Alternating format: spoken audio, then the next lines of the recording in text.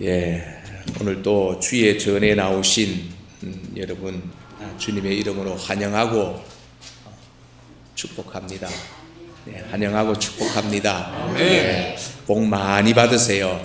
예, 예, 모든 아픔 다 치료받으세요. 또 하나님이 앞에서 모든 문제 해결 다 받으시고 하나님 부르시는 그날까지 얼굴에 조금도 수심이 잊지 않고 주님 주시는 기쁨이 충만한 복된 삶이 되시기를 주님의 이름으로 축복합니다. 자, 오늘은 제목을 우리 다시 한번 봅시다. 제목을 다시 한번 보시면서 함께 읽을까요? 시작. 예, 다시 보는 종료주일. 자, 이 의미가 뭐냐면 지금까지 우리는 신앙생활하면서 해마다 이때쯤 되면 종료주일을 지킵니다. 그리고 또 부활주일도 지키고요. 또 고난주간 또 새벽도 지키고 이렇게 쭉 해 나오는데 저는 이런 생각이 들더라고요. 그래, 그게 나와 뭔 상관이야. 내가 종료주일을 보내고 고난주간 한 주간을 보내고 부활주일을 보낸 그것이 내 삶에 뭐 어떻게 되었다는 건데, 자, 이런 어떤 생각을 해볼 때 사실 이 말씀이요, 이 절기가 나를 완전히 덮어야 되거든요. 이끌고 가야 되거든요. 종료주일을 보냈으면 우리는 예루살렘 성에 올라가시는 주님의 마음을 조금이라도 이해하셔야 되거든요. 주님이 왜 오늘 예루살렘에 그것도 나귀 새끼를 타고 올라가셨을까? 당시만 하더라도 로마의 모든 폼페이 장군을 비롯한 모든 로마의 장군들이 각 지역을 점령하고 다스리고 예루살렘에 들어올 때는 완전히 개선 장군처럼 그렇게 빵빠레를 불며 아주 그렇게 당당하게 위풍당당하게 들어왔는데, 진짜 왕이신 우리 예수님은 그 예루살렘에 들어가실 때 왜 나귀 새끼를 타고 들어가셨을까? 그 주님의 그 마음을 우리가 좀 이해하고 그 주님의 마음이 이해가 된다면 주님이 주시는 말씀으로 우리가 조금 더 주님의 사람으로 또 다듬어져 가고 변화되어 가고, 이게 신앙생활 아닐까요? 오늘 종료주일이 저와 여러분에게 그런 은혜가 있기를 주님의 이름으로 축복합니다. 오늘 말씀은요, 예수님께서 공생의 기간 동안에 4번의 유월절을 맞이하시는데 오늘은 마지막 4번째 유월절에 있었던 사건입니다. 그때에 이제 예루살렘 성으로 들어가 오시면서 나귀 새끼를 타고 들어오는 장면을 오늘 마가가 기록을 하고 있습니다. 그럼 예수님은 공생애가 시작되는 첫 번째 유월절부터 지금까지 지나온 3번째 유월까지 지내는 동안에 많은 사건들을 주님은 일으키셨거든요. 그래서 주님이 그 한마디로 말하면 세상을 떠들썩하게 하는 이런 사건들을 주님이 많이 일으키시게 됩니다. 그러면서 주님이 그 사건을 통해서 나타내려고 하시는 주님 스스로가 자기를 증거하는 한 가지 목표가 있었는데, 그게 뭐냐면 바로 나는 하나님이야. 주님은 사건을 통해서 내가 하나님이야. 나는 하나님과 같은 동등된 사람이야. 내가 바로 메시아야. 이거를 사건들마다 일으키고 난 다음에 백성들에게 그를 얘기를 하셨거든요. 그런데 십자가에 돌아가시기 마지막 주간에 베레아 지역에서 예루살렘 성 안으로 들어오실 때에는 나귀 새끼를 타고 들어오는 이 모습은요, 그동안 예수님을 따라다니면서 논쟁을 일으켰던 종교의 기득권자, 다시 말하면 바리새인들과 서기관들, 대제사장들, 장로들, 이런 어떤 사람들이 볼 때 예수님을 어떻게 해요? 생각할까요? 놀림거리가 될 수 있거든요.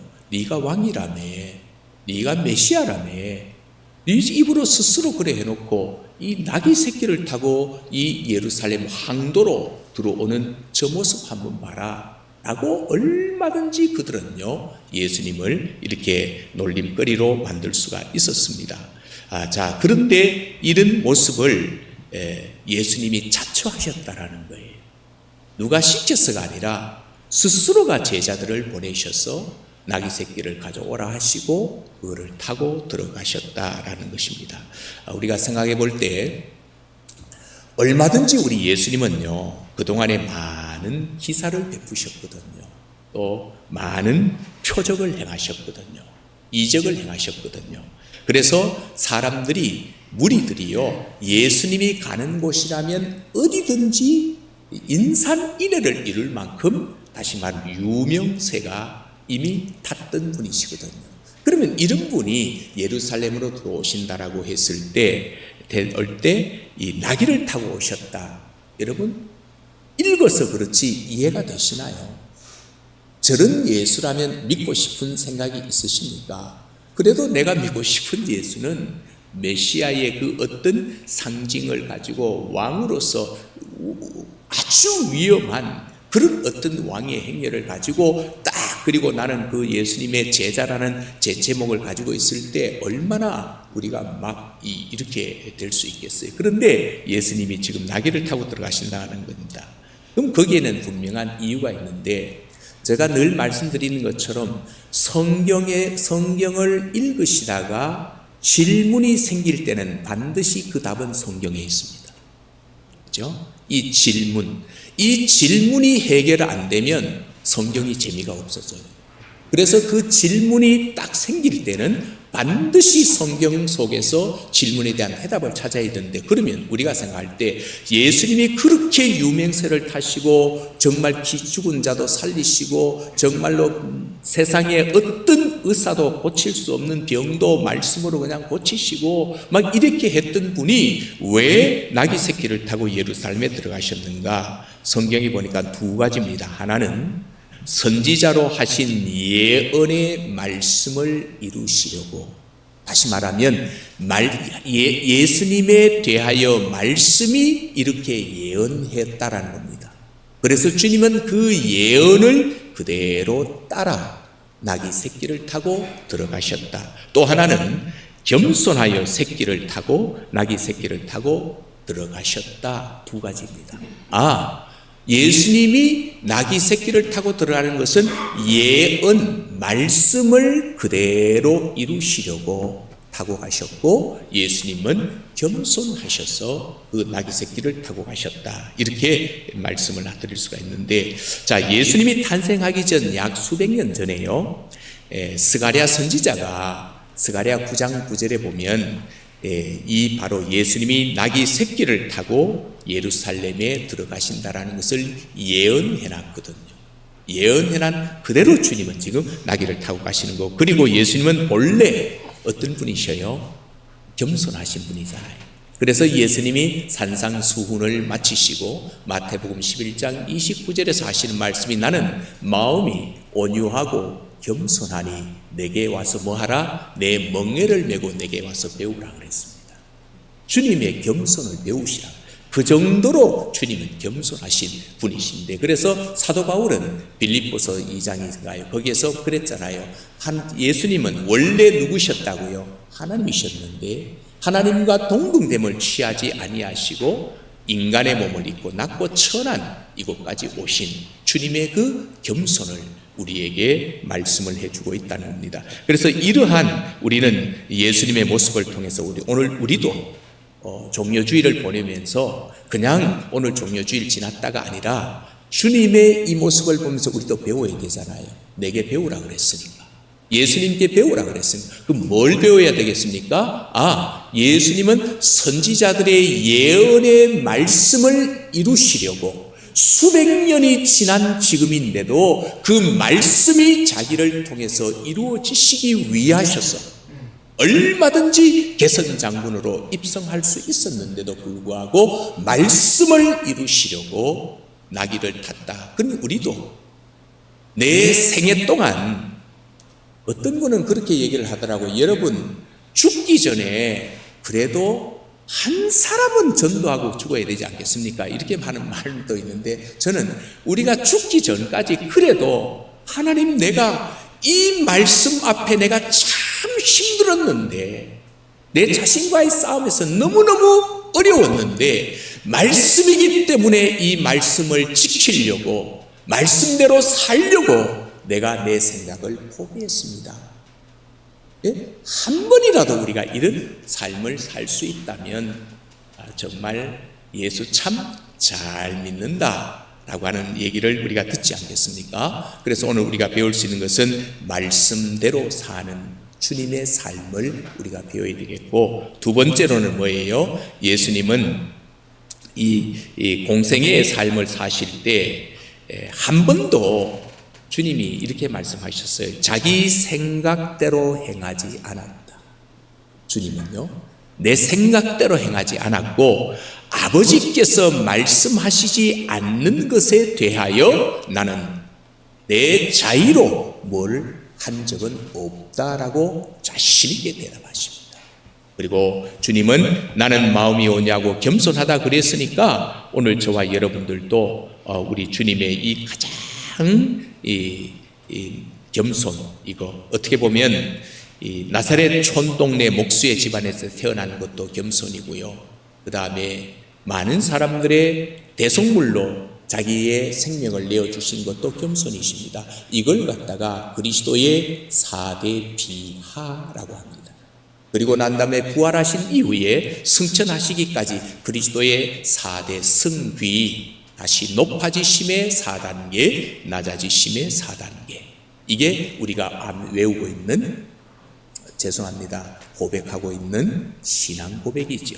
신앙 고백은 그리스도의 비하 4번째 단계, 승귀 4단계, 이게 바로 사도신경입니다. 이건데, 그래서 오늘 예수님은 가장 존귀하신 분으로서 가장 낮은 자가 되셔서 모든 사람을 섬기셨다는 겁니다. 그랬을 때 어떻게 됐을까요? 우리가 빌립보서 2장 99절에서 11절에 보면 하나님이 예수님을 높였습니다. 예수님이 낮아지시니까, 예수님이 겸손하시니까 하나님이 예수님을 높이셔서, 그것도 지극히 높이셔서 모든 무릎을 그 무릎 앞에, 이름 앞에 꿇게 했다라는 것이지 않습니까? 모든 인류가 예수 그리스도의 이름 앞에 그 무릎을 꿇게 만드는, 이게 바로 겸손에 대한 하나님의 이 반응입니다. 오늘 그래서 저와 여러분들이 종려주의를 지나면서 내가 했다가 이 헤롯 대왕은 충이 먹어 죽어버렸습니다. 하나님은 그만큼 내가를 싫어합니다. 내가가 아니라 겸손, 주의 말씀 앞에 어쨌든 겸손하셔서 주님이 저와 여러분들을 높여주시는 이런 놀라운 은혜가 이 종려주일에 있게 되기를 주님의 이름으로 축복합니다.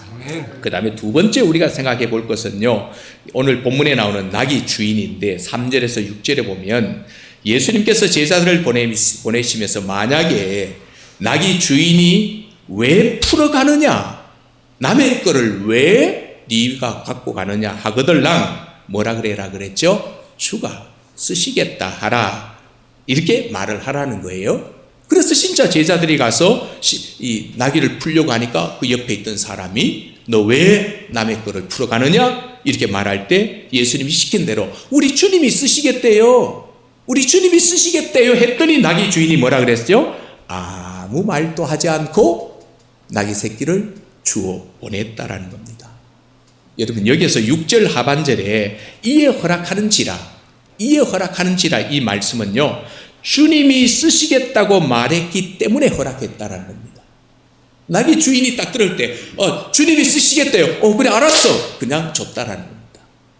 자, 이게 가능한 일일까요, 여러분? 지금 주님과 저와의 관계가 그런 관계일까요? 우리 아까 찬양 가운데도 내가 원하는 한 가지 주님의 기쁨이 되는 것, 이게 우리의 소망이에요.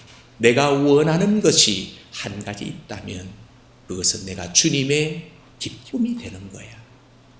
이건데, 그러면 주님이 우리에게 그거 내가 쓸게 좀 줘 라고 하면 이런저런 토도 덜나지 않고 예 알았습니다 주님 여기 있습니다 라고 할 수 있는 이런 신앙이 될 수 있을까? 저는 여기에서 마음이 확 그냥 뭉클해지더라고요. 또 신앙을 돌아보게 되고 PPT 한번 넘겨주실래요? 저는 이 나귀 주인의 모습을 보면서 이것이 이해가 되지 않고 믿어지지 아니하면 오늘 이 말씀은 있을 수 없다는 겁니다. 이게 지금 한눈으로 보는 예수님의 행적이거든요. 사복음서입니다. 마태, 마가, 누가, 요한이 요한복음에 기록되어 있는 모든 예수님의 행적을 여기에 다 이제 넣어놨는데 이거 아닌데 앞에 거.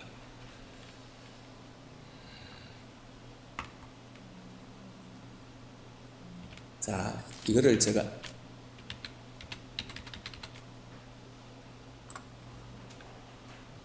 자, 여기에 보시면 이제 예수님의 행적이 예수님의 행적금 예수님 몇 년 동안 이 땅에 사셨죠? 예, 33살 참 짧은 나이에 돌아가셨어 그죠? 요즘 말로 하면 참 저거 불쌍해서 참 어떡하노 저거 요셉과 마리아 저 어떡하지 저거 자식을 품에 묻고 이거 어떡하노 이런 어떤 짧은 나이에 그것도 장가도 못 가시고 예, 그렇게 세상을 떠나셨거든요. 그런데 그 예수님의 짧은 33년 생애를 이렇게 가로를 갖다가 우리는 X 좌표죠. 우리 수학 시간에 X, Y 좌표잖아요. 예수님의 행적 가운데 X 좌표에 보면 얘 4개 판을 쳐놨잖아요.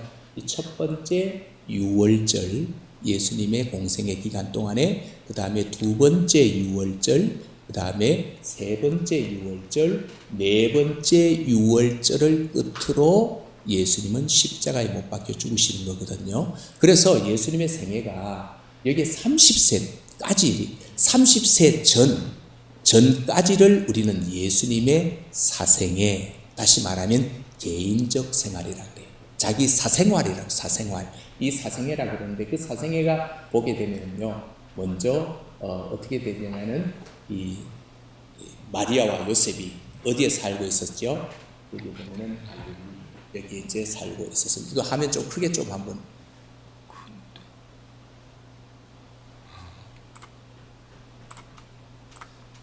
예, 이제 보이죠? 자, 여기 보면 사생애 요셉과 마리아가 어디에 살았다? 갈릴리 나사렛에서 살았습니다. 근데 두 사람이 뭐 했죠? 정혼했단 말입니다. 정혼했으니까 그러면 이제 결혼을 아직 안 한 거예요. 정혼을 한 상태에서 이제 어떤 일이 벌어지냐면 그 다음에 예수님이 탄생하시는 거죠. 예수님이 탄생하시고 난 다음에 어떤 일이 벌어지죠? 헤롯이 남자아이는 다 죽이라 라고 하잖아요. 그래서 예수님께서 어디로 도망을 가십니까? 애국으로 피신을 가시거든요. 그럼 애국으로 이렇게 애국으로 피신을 가셨다가 이제 언제까지 거기에 계시죠? 헤롯이 죽었다. 소식을 듣고 다시 어디로 가십니까? 예수님의 고향으로 돌아가셔서 몇 살까지 거기 계시는 거죠? 30세까지. 거기에 사생애를 보내고 계시는데 이 보내고 난 다음에 예수님이 이제 30세가 딱 되었을 때 어디에 오십니까? 세례 요한의 집회 장소. 다시 말하면 세례 요한의 집회 장소는 어디예요? 요단강 동편에 있는 거기에서 뭘 받으신 예수님이 거기에서 오셔가지고 이제 하시는 일이 이겁니다. 요한에게 세례 받으시고 세례 받고 난 다음에 뭐 하시죠? 마귀에게 시험 받으시고 그리고 난 다음에 다시 잠깐 물러갔다가 오셔서 5명의 12제자 가운데 5명의 제자를 만나신다. 그리고 난 다음에 어느 때인가 갈릴리로 다시 올라가셔서 첫 번째 유월절을 맞이하시는데 이 유월절에 주님이 다시 예루살렘으로 올라오십니다. 이스라엘의 성인 남자는 절기 때마다 반드시 예루살렘에 올라와야 돼요. 왜 그렇죠? 절기를 지키려고. 그래서 이 유월절날 올라와셔서 주님이 하시는 큰 사건을 주님이 사고를 쳐버립니다. 그게 뭐예요? 성전을 뒤엎어버립니다. 성전을 뒤엎는 성전 청결 사건을 이때부터 예수님과 누구와 싸우기 시작하냐면요, 대제사장 그룹들과 서기관들과 바리새인들과 이들과의 이제 주님이 이제 분쟁이 일어나기 시작합니다. 그 분쟁 속에 주님이 대답하시는 것이 나는 성전의 주인이고 나는 하나님이야 라고 하는 사건을 이 1차 유월 때 예수님이 가르쳐 주시고, 그 다음에 이제 쭉 넘어가서 또 갈릴리를 올렸다 사역을 하시고, 그 다음에 두 번째 유월절 때 또 주님이 예루살렘에 올라오셔서 이번에는 안식일 날 베데스다 연못가에 있던 38년 된 병자를 고치는 사건 때문에 문제가 일어나 버립니다. 왜? 안식일에 왜 병을 고치느냐?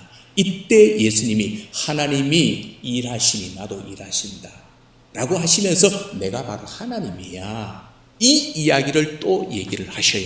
그리고 난 다음에 주님이 또 어떻게 하시냐면 여기서 이제 갈릴리 사역을 하고 또 갈릴리 올라가셔서 이제는 세 번째 유월절에는 그냥 예루살렘을 패스하십니다. 올라오지 않아요. 유월절 제사를 드리러 예루살렘 오지 않고 초막절이 되어서야 이제 주님이 어떻게 하시냐면요, 이렇게 이제 예루살렘으로 올라오시는데, 그러면 세 번째 유월절은 예루살렘에 오시지 않고 뭘 하셨냐면 오병이어의 기적을 베세다 광야에서 일으키셔요. 그리고 난 다음에 세 번째 초막절에서 이제 예루살렘에 오셔가지고 여기에서 이제 초막절 설교하고 수전절 설교를 하고 쭉쭉 하시다가 이제 이거 한번 보십시오. 유대 사역을 하시고 수전절 설교하시고 3개월을 더 넣어서 6개월이 다 사역하실 때 어디에? 베레아 지역.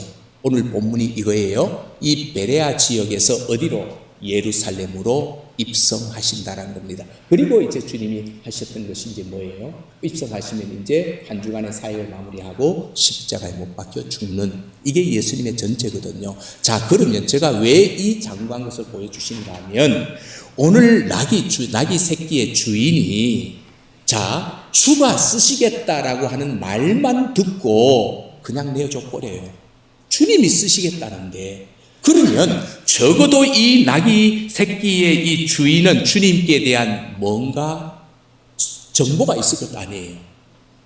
뭔 정보가 있었을까요? 자, 첫 번째 유월절 성전 청결 사건과 두 번째 유월절 베데스다 연못 사건, 이 사건들을 통해서 그 다음에 초막절에 예루살렘에 올라오셔서 초막절 설교, 수전절 설교를 하시면서 주님이 한결같이 자증하시는, 자기를 드러내시는 그게 뭐라고요? 나는 하나님이야, 나는 메시아야 라고 하는 것을 드러내는 거거든. 드러내시고 드러내셨다면, 그런데 이제 그게 이제 계속적으로 따라다니는 이 대제사장들과 장로들과 서기관들과 바리새인들은 예수를 향할 군중들은 저 사람 누구야 저거? 이야, 저 사람 누구길래? 그래서 이 하나님이라는 것을 자증한 이것을 증거하기 위해서 뭘 나타내냐? 기적을 일으키시, 표적을 일으키시. 그래서 표적은 사인이에요. 뭐에 대한 사인요? 예수님은 하나님이라는 사인입니다. 창조주라는 사인입니다. 바다를 잠잠케 하고 바다야 잠잠하라, 물결아 파도야 꾸짖었더니 막 잠잠해진, 이거는 창조주만이 할 수 있는 사인입니다. 그러니까 나는 창조주 하나님이야, 그 사인을 주시는 거거든요. 제자들에게 나가 바로 창조주야, 내가 바로 하나님이야. 그런데도 불구하고 성경을 연구하였던 대제사장과 종교 기득권자들은 예수님을 뭐라고? 인정하지 않습니다. 그래서 결국은 여기에서도 베레아에서도 결국 예수님을 죽이려고 이렇게 체포하려고 하는, 이때 저는 이 나귀 주인이 바로 예수님에 대해서 주가 쓰시겠다 할 때 줄 수밖에 없었던 것은 주님에 대한 분명한 믿음이 있었기 때문에. 또 그 다음에 주님께 대한, 이 사람은 모든 것보다도 주님에 대한 뭐예요? 주님이 최고 우선이라는 것. 내 삶에 어떤 것보다도 주님이 우선이라고 하는 이런 생각이 들기 때문에 이게 주지 아니겠는가. 자, 그러면 오늘 저와 여러분들이 이 말씀 앞에서 어떤 얘기를 우리가 나누고 싶은가 하면, 주님께 대한 분명한 믿음이 있는 사람은 주님이 뭘 하려고 할 때 풀을 달지 않습니다. 그냥 주님께 그냥 맡겨버립니다. 아, 예, 알겠습니다. 그냥 이렇게 되는 거예요. 그렇죠? 그런데 아깝지가 않는 거예요. 반대로 주님께 대한 믿음이 분명하지 않는 사람은요, 주님을 위해서 무엇을 드리려고 할 때 아까운 생각이 듭니다. 혹시 우리도 그렇잖아요. 저도 사람인지라 어쩔 수 없어요. 어쩔 수 없는데 때로는 아까운 생각이 들 때가 있어요. 내가 왜 이 짓 하고 있냐? 야, 이걸 이렇게까지 해가 뭘 얻겠다고 이렇게 하지? 라는 생각이 들 때가 있어요. 그때는요, 반드시 주님을 안 보고 환경을 보고 있을 때. 주님을 보고 있을 때는요, 뭐든지 그냥 오케이 그냥 no problem, 문제가 되지 않아요. 그런데 주님께로부터 시선이 환경으로 딱 옮겨버리면 내 지금 미친 뭔 짓 하고 있는 거야 지금. 이렇게 될 때가 없지 않아 많이 있더라는 거예요. 오늘 나귀 새끼의 주인은요, 예수 그리스도에 대한 분명한 메시아인 것과 하나님이신 것과 그리고 그분이 무엇을 하시려고 할 때는 분명한 이유가 있음을 알기에 자기의 재산을 기꺼이 그냥 뭐 해버려요? 내줘버리거든요. 우리가 지금 이 선교지에 가면, 특히 동남아 저 변방으로 가면은요, 선교사님들이 가장 많이 하는 프로젝트 중에 하나가 야곱의 프로젝트거든요. 야곱의 프로젝트가 뭐냐면, 이들의 생애 소원이 한 가지가 있다면 염소 한 마리 갖는 거예요. 다시 말하면 이들이 염소 한 마리를 가져가지고 새끼를 쳐가지고 5마리 되고 10마리 되고 이게 그들의 재산이거든요. 그런데 우리 말하면 염소 한 마리 30만 원 하면 되는 거 아니에요? 그런데 그 사람들은 이게 한 마리를 가지는 것이 소원입니다. 소원이에요. 그래서 선교사님들이 몇몇 가정을 선별해서 이제 그렇게 이렇게 나눠주고 하는 경우가 있다라고 하는 것이죠. 그래서 오늘 저와 여러분들이 이렇게 이 나귀 새끼가 그 사람에게는 아주 소중한 것이었고, 하지만은 그러나 가난한 사람은 나귀를 한 마리를 소유하는 것이 그들에게 평생 소원일 수도 있지만, 그러나 주님이 쓰시겠다고 할 때 아무 말하지 않고 허락을 했습니다. 이 이름 모를 벳바게의 나귀 주인을 통해서 우리가 오늘 배울 수 있는 것은, 저는 다른 것이 아니고 헌신이란 단어를 나누고 싶습니다. 헌신. 자, 그러면 우리는 주님 앞에 천국에 대한 소망도 받았습니다. 첫 생명을 다 우리가 누리고 받았고, 또 주님이 없이는 못 산다는 것도, 아까도 간증을 조금 할 때 보니까 모든 것이 참 감사하다, 주님의 은혜다. 예, 그래요. 무너질 수 있는데 내가 살아있어요. 이걸 그렇다면 우린 그 주님을 위해서 나는 그 깨닫는 것에서 끝마쳐버리면은 의미가 없고, 거기에서 그렇다면 나는 주님께 어떻게 해야 되지? 이렇게 고마우신 주님, 이렇게 나를 위해서 자기의 생명을 아끼지 않는 이 주님 앞에 나는 뭘 해야지? 이게 바로 헌신이거든. 깨닫는 그게 헌신이 아니고, 오늘 저와 여러분이 주 없이 살 수 없네. 아까 불렀던 찬송가 가사가 그래서 그거다. 주 예수보다도 귀한 것은 없네. 이 세상 부귀와 이 세상 명예와 이 세상 영광과도 바꿀 수 없네. 그러면 그 주님을 위해서 내가 바꿀 수 없을 만큼 소중하시고 그렇게 존귀하신 분이라면 그분을 위해서 내가 할 수 있는 것이 무엇일까? 라고 하는 이 헌신의 이 모습이 오늘 우리에게 있어질 때 우리가 종료주의를 잘 보내고 있는 것 아닐까요? 저는 신앙을 오늘 죽어도 사실은 우리 괜찮잖아요. 다 오늘 죽어도 괜찮고 죽음이 별로 무섭지 않는 거니까 다 괜찮은데, 문제는 가장 무서운 게 뭐냐면 주님 앞에 섰을 때 어떤 판단을 받을까? 이게 너무 무서워요. 진짜 무서워요. 어떤 판단을 받아요? 왜? 주님은 이미 내가 말하든 안 하든 불꽃 같은 눈동자로 내 생각까지도 이미 알고 계시거든. 내가 지금 이 말이 거짓말이지 진짜인지, 또 내가 한 행동들까지 다 주님은 알고 계셨다가 그거를 주님 앞에서 다 이 책을 펼치시면서 하나하나 짚어나가실 때 나는 과연 어떤 평가를 받을 수 있을까? 이거 생각하면 참 두렵기도 하고, 또 참 어떻게 하는 것이 참 바른 삶인지 늘 이렇게 주님 앞에 겸손히 엎드릴 수밖에 없는 이런 모습입니다. 그러므로 사랑하는 여러분, 오늘 저와 여러분들이 예수 믿는 거 좋습니다. 하지만 주님께 대한 나의 헌신은 무엇으로 나타나는가? 오늘 나귀 새끼들이 주인을 통해서 한번 돌아볼 수 있는 종료주일 될 수 있기를 간절히 소원합니다. 그리고 또한 세 번째 우리가 생각할 것은요, 여기서 환호하는 군중들이에요. 자, 저는 환호하는 군중들이 8절에서 9절까지 나와 있는데요. 이 나와 있는 이거를 아침에 잠깐 보게 되는데 같이 읽어주면서 오늘 한번 이 생각을 한번 나눠보려고 합니다. 자, 뭐냐면 호산나 그랬잖아요. 호산나. 이 종려 가지를 흔들던 손이 있었습니다. 그죠? 주님이 가실 때 누가 우리들이 종려나무 가지를 꺾어서 호산나 막 흔들며 흔들던 이 손이요. 며칠 뒤에 지금은 주일이잖아요. 지금 며칠 뒤에 그 주님을 나를 구원하소서 우리의 구원자 메시아 예수여 막 미친 듯이 환호하며 막 환영하던 그 손에 뭐가 들려졌어요? 돌이 들려지는 거예요. 불과 며칠이에요.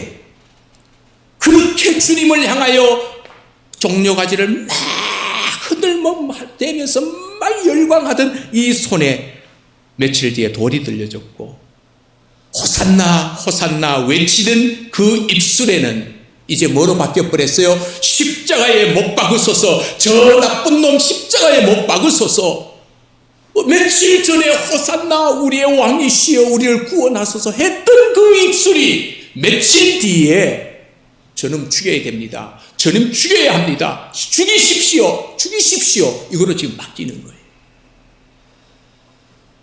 또 주님이 가시는 그 길에 위에 겉옷을 벗어서 깔았다 그랬잖아요. 이 겉옷을 벗어서 이 길에는요, 그 겉옷은요, 이제는 주님이 골고다로 올라가실 때는 다 걷어지고 없어져 버렸습니다. 왜 이런 일이 벌어졌을까요? 군중들의 생각과 예수님의 가시는 길은 달랐습니다. 분명히 달랐습니다. 오늘 자칫하면 우리가 예수 믿는 번지수를 잘못 찾게 되면 내 생각과 맞지 않을 때는 언제든지 예수님을 향하여 돌을 들 수 있는 것이 우리예요. 언제든지 예수님을 향하여 십자가에 못 박아 죽이라고, 아니 그와 같은 배신된 삶을 살아갈 수 있는 자들이 우리라는 것. 이것을 바로 군중들이 오늘 우리에게 보여주고 있다라고 하는 것입니다. 그래서 오늘 저와 여러분이 이 군중들을 통해서 우리가 오늘 생각해야 할 수 있는 것은 뭐냐 하면은요, 예수님은 지금 예루살렘에 들어가시는 것이 온갖 수모와 멸시와 고초를 당하시고 십자가에 못 박혀 죽기 위해서 들어가시는 거잖아요. 들어가시는 건데, 그래서 예수님은요 지금 오늘부터 머릿속이 터질 것 같아요. 머리가 깨질 것 같거든요. 왜? 그걸 어디서 볼 수 있어요? 목요일 날 겟세마네 동산에서 보게 되잖아요. 얼마나 이게 너무너무 힘들었으면, 너무너무 이 머리가 아팠으면 하나님 앞에 뭐라 그래요? 아버지, 이거 좀 지나가게 할 수는 없을까요? 그 정도로 지금 주님의 머리는 아픈데 이 백성들은 이제 우리는 로마로부터 우리가 식민지에서 해방될 수 있다. 자, 이제 우리도 이제 멋있게 살 수 있는 그런 어떤 자주권을 회복할 수 있다. 이런 생각을 하고 예수님을 이렇게 맞이했는데, 그런데 그들 생각과 다를 때 이들은 완전히 돌변을 해서 예수님을 향하여 돌을 던지고 죽여라, 저놈 죽여라라고 바뀌어버린, 오늘 이런 모습이 없을 수는 없지만 하루하루 한 개씩 좀 고쳐질 수 있는 은혜가 이 종려주일에 우리에게 있기를 주님의 이름으로 축복합니다. 사랑하는 성도 여러분, 어쩌면요 잘못된 신앙은 착각 속에서 예수님을 환호하는 이 군중의 모습이 될 수밖에 없습니다. 착각된 신앙. 그래서 열광적으로 환호하는 군중처럼 오늘 우리도 나름대로 열심히 주를 위해서 헌신하고 또 봉사하고 또 주를 간절함이 있으나 그 열심과 간절함이 주님 때문이에요? 나의 욕구를 충족시키기 위해서예요? 이 번지수 잘못 찾으면 우리는 주님을 향하여 돌 던질 수 있습니다. 저는 아직도 이 가슴에 이 좀 사무친 것이 하나가 있는데, 저는 지금도 마찬가지입니다. 변치 않습니다. 이 주를 위하여 하는 헌신과 사람을 위하여 하는 섬김이 구분이 되어야 됩니다. 제가 딱 두 번인데요. 한 번은 이 교회 이제 담임 목사로 청빙이 돼서 부임해서 딱 갔더니, 한마디로 말하면 부르주아의 상급의 삶을 만들어줘요. 아주 목사를 데리고 다니면서 아주 하나님 이때를 위해서 그때 그렇게 준비해놨다고 저는 이제 위로받고 있는데, 예를 들자면 지금 제가 입고 있는 모든 양복과 넥타이, 이거는 제가 10몇 년 전에 그 교회에서 저에게 다 해준 거거든요. 1년에 3벌씩. 그것도 교회가 해준 게 아니고 그냥 성도들이 쫓아다니면서 그거를 지금 계속 이제 입고 지금까지 이제 입고 있는 건데, 그러면서 또 밥 먹으러 가면 보통 한 끼가 이렇게, 제가 이제 대충 가자마자 이 메뉴판을 보잖아요. 음식값이 얼마인지 보면 한 20, 보통 한 30만 나오는 것 같아요. 아내랑 저랑 그 다음에 집사님이랑 기껏해봐야 우리 부목사님이랑 전사님 몇 명 안 가, 한 서너 명 가는데도 3, 40만 원 막 이렇게 음식값이 한 끼 나오길래 제가 이런 얘기를 했어요. 여러분, 참 주의 종을 섬겨주는 것은 너무 고맙고 감사한데, 그런데 이렇게 하시면서 하나님 앞에는 인색하면 안 됩니다. 저는 앞으로 이런 밥 안 먹습니다 그랬거든요. 그리고 할 수만 있으면 된장찌개라도 괜찮습니다 하는데, 그때부터 저는 사람에게 방향이 향하는 이것이 하나님께 되어지고, 도리를 하나님께 감당해야 할 성도의 의무를 다 하고 우리 섬김을 받으면 좀 괜찮겠는데, 이 교회에서 이렇게 생활을 하는 걸, 헌금 생활을 보면 아무것도 안 하는데 사람에게는 막 너무 이게 견딜 수 없었거든요. 그래서 그 얘기를 딱 광고 시간에 했더니 먹는 것도 끊어져 버리고 이것도 끊어져 버리고, 첫 번째 후회. 그래서 이런 말은 함부로 하는 게 아니구나, 그런 생각을 한번 했고, 그 다음에 또 두 번째 개척교회를 하고 막 60명 70명 막 이렇게 막 부흥될 때입니다. 초창기에. 자, 여러분, 목사님 사모님이 참 안쓰러워서 이 자리에 나와 계시는 것도 참 좋지만, 정말로 내 이 땅에 있는 동안 주님의 몸인, 교회는 주님의 몸이니까, 이 십자가를 지고 난 다음에 주님의 고난과 고통으로 세우신 게 교회거든요. 이게 그래서 교회는 주님의 몸이거든요. 주님 보고 교회에 오셔야지, 목회자가 불쌍해서 교회에 오시면 안 됩니다. 요 시험 받고 또 떠나가 버린다. 그래서 이렇게 우리는 참 바른 길을 이렇게 좀 하면은, 제가 틀렸어요. 아니, 물론 틀렸을 수도 있어요. 있는데, 근데 저는 아직도 그래요. 아직도 주님께 드려지지 않는 것이 내가 막 받으면 난 막 별로 안 좋아요. 막 어쨌든 안 좋아요. 별로 막 그렇게 좋지 않아요. 안 좋은데, 그래서 오늘 우리가 신앙이, 잘못된 신앙이 바로 그거거든요. 이게 바로 잘못된 신앙이거든요. 이거 하지 말고 진짜 주 예수보다도 귀한 분 없고, 그리고 난 다음에 주의 말씀의 사역, 말씀으로 우리를 바른 길로 인도해 주니까 그때서야 교육자들이 뭐 바르게 보여야 되지, 그냥 목사라고 하는 이름 때문에 그거는 잘못된 거예요. 그러지 않아요. 그러면 안 됩니다. 그건 잘못된 겁니다. 왜? 언젠가는 떠날 거거든, 내 마음에 안 들면. 가르쳐 주잖아요. 무리들이 그렇게 호산나 호산나 했다가 자기들의 생각과 맞지 않으니까, 이게 우리 당했다, 이거 저 나쁜 놈 죽여버립시다, 죽이십시오. 이게 잘못된 신앙에서 나온 모습이거든요. 진짜 신앙은 변치 않습니다. 흔들리지 않아요. 꿋꿋해요. 한결같아요. 저는 이것을 오늘 우리 주님의 교회 성도들이 가지시고 정말 하나님 앞에 가신 그날까지 세상에서 진짜 하나님을 믿으십시오. 진짜 하나님, 진짜 하나님. 하나님에 대한 정보 믿지 마시고 사실은요, 이 아까 봤던 그 그림에 제가 그걸 하나 밑에 챙기지만 쫙 중간에 라인이 여기서 라인이 가운데 쭉 꺼지면서 핵심 주제가 예수 그리스도 그는 누구신가라는 질문이 공생애부터 마지막까지 나갑니다. 다시 말하면 예수 그리스도 그는 누구신가? 새벽에는 제가 스가랴 선지자와 맞물려 있기 때문에 몇 번 얘기했거든요. 여러분 예수님에 대한 정보를 믿고 있습니까? 예수님을 믿고 있습니까? 이번 주 주제가 그거예요. 나는 예수님께 대한 정보, 예수님은 창조주시다, 예수님은 하나님의 아들이시다, 예수님은 우리의 구원자시다, 이 정보 자체에 내가 묶여 있느냐? 진짜 그거를 없어요. 예수 그리스도 자체, 그 자체를 나는 지금 믿고 있는가? 정보를 믿는 사람은요, 언제든지 바뀔 수 있어요. 그러나 예수 그리스도를 만난 사람은요, 어떤 일이 있어도 안 바뀌어요. 오늘 저와 여러분의 신앙은 정보가 아니라 예수 그리스도, 그분을 온전히 나의 구주로, 나의 왕으로 다시 한 번 더 바라볼 수 있는, 그래서 다시 보는 종려 주일이 되는 그런 은혜가 있기를 주님의 이름으로 축복합니다.